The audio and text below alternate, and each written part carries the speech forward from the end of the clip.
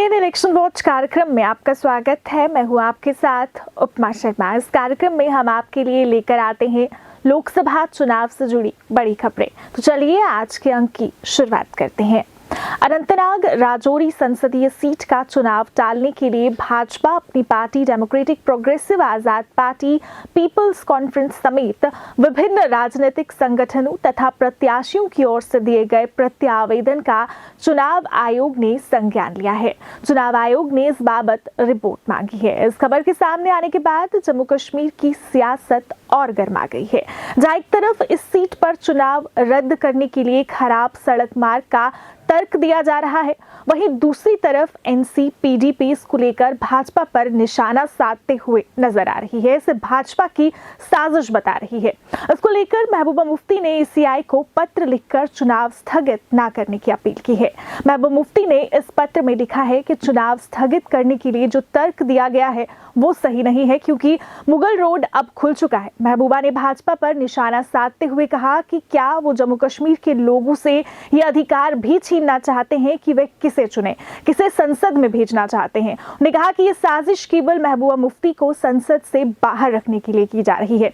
उधर national conference के उपाध्यक्ष जम्मू कश्मीर के पूर्व मुख्यमंत्री उमर अब्दुल्ला ने भी ईसीआई को अनंतनाग राजौरी सीट पर लोकसभा चुनाव के संभावित पुनर्निर्धारण से दूर रहने की चेतावनी देते हुए कहा, चुनाव आयोग को अन्य दलों के विचारों पर भी विचार करना चाहिए।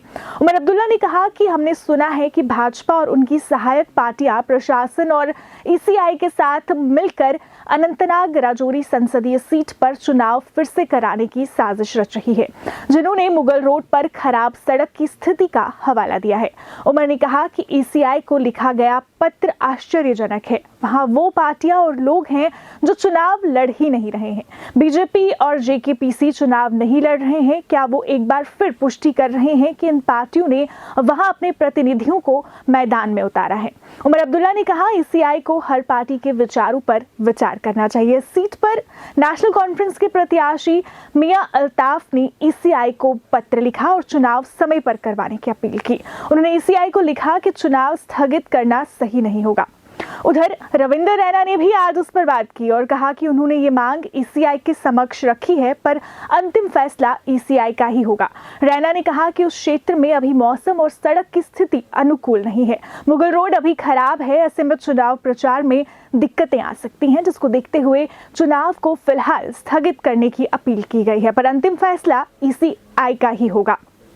डॉक्टर जितेंद्र सिंह ने भी इस पर बात की और कहा कि ये फैसला ईसीआई का ही होगा। अब देखना ये होगा कि ईसीआई इसको लेकर क्या कदम उठाती है और इसका जम्मू कश्मीर की राजनीति पर क्या प्रभाव पड़ता है। तो आज की टीएन इलेक्शन वॉच कार्यक्रम में इतना ही। कल नई चुनावी खबरें लेकर फिर होंगे हाजिर। तब तक के लिए दीजिए इजाजत। नमस्कार।